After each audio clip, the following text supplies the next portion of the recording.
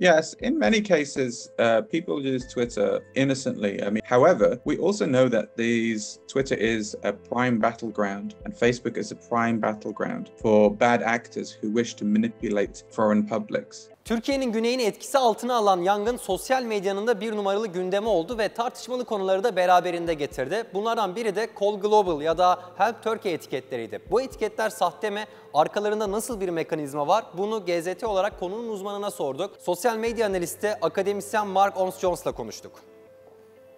Mr. Jones, thank you so much for accepting our interview. Thank you for having me. It's great to be here. You know, we have huge forest fires on the south part of Turkey for about 1 week and it's still ongoing. And naturally this issue is trending throughout the social media. But we saw hashtags on Twitter last night, Global Call and Help Turkey, and both were in English. Accounts were sharing these hashtags with exactly the same images. But you made a research using scientific methods. Can you tell us about the results you find out? Yeah, so my analysis of between 400 and 500,000 accounts revealed that whilst a lot of this content was probably sent by real people, it was clearly being manipulated by a core group of accounts.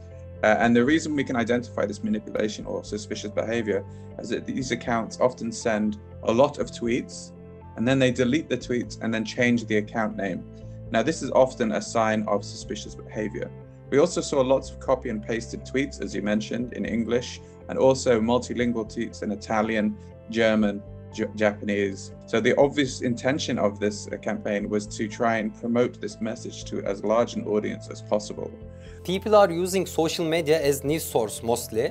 If there are so many fake accounts and if faking a hashtag is so easy, how can we trust social media? It's very difficult to trust social media because there's a number of reasons why. Firstly, when someone sends some sort of message, a lot of the time we don't know if that person is real or not. So we could be spreading information or endorsing information that could be produced by someone who has an agenda that we don't understand. Also, we can't be sure that the social media companies, which are often based in the US, are actually moderating non-English language content to a sufficient degree. And my research has shown that these social media companies tend to ignore the Northern European world, and they allow disinformation manipulation to flourish in the Middle East region. They are profiting off these markets, but not actually doing a lot to control the quality of the information. So the social media space has become a wild west of disinformation, and it's becoming harder and harder to trust the information that we see out there. Faking a hashtag requires effort and someone or some people are making an effort on that. We also have a term called Twitter revolution since the Iranian election protests in 2009.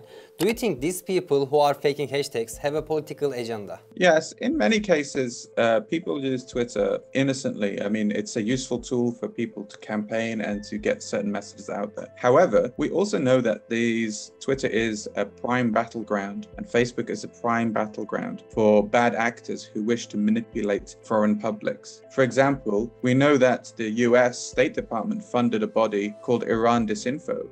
The whole point was to try and create disinformation about Iran. So the key thing is here, social media is the new battleground for information wars. We cannot make a scientific analysis for every hashtags we see. Is there any easy way to identify social media users who use fake accounts on Twitter or any other platforms? Honestly, it's quite difficult in many cases to identify fake accounts just by looking at one account, because often when we find manipulation, we have to analyze a large group of accounts to spot a pattern in those accounts that lead us to draw a conclusion that this is manipulation. However, there are some tricks. On Twitter, you can see if an account, if it tweets about random things, if it's retweeting just brands or other things, or if you look through its history and it seems to be posting generic content. This isn't a definite sign that they're fake though. So it's very hard for the individual person to determine whether something is fake, which means social media companies need to do more to ensure that when someone signs up for an account,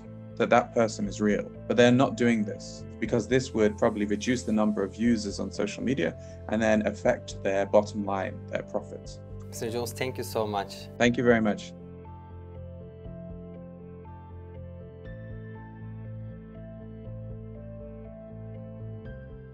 Türkiye'nin güneyini etkisi altına alan yangın sosyal medyanın da bir numaralı gündemi oldu ve tartışmalı konuları da beraberinde getirdi. Bunlardan biri de Call